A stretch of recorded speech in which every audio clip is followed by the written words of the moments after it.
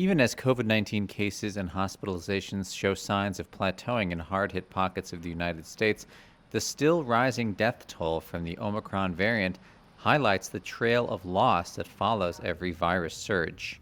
An average of over 2,300 people, mostly unvaccinated, are dying each day due to the Omicron variant, which is up 30% from a week ago, according to a Reuters tally that surpasses the height of deaths caused by the more severe Delta variant.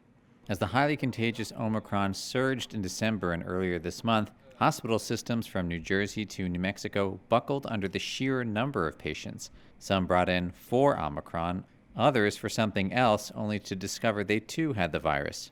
And while cases nationally are down by 12% in the last 7 days, Wafa El-Sadir, a professor of epidemiology and medicine at Columbia University in New York City, warned this does not spell the end of COVID. I think for many people, there's been this sense of almost an anticipation or a hope that there'll be one day when COVID will be completely gone, that they'll wake up and say, okay, today there's no more COVID, and yesterday there was COVID. This is very, very unlikely.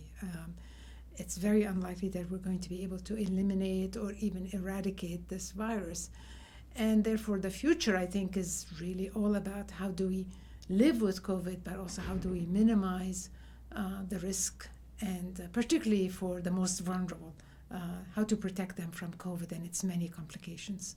One bright note Tuesday, despite the recent uptick in deaths, according to a new U.S. study, Omicron does appear to result in less severe infections than seen during previous waves, with shorter hospital stays, less need for intensive care, and fewer deaths as a percentage of overall cases. The study said the lower severity is likely related to higher vaccination rates, as well as prior infections providing some immune protection.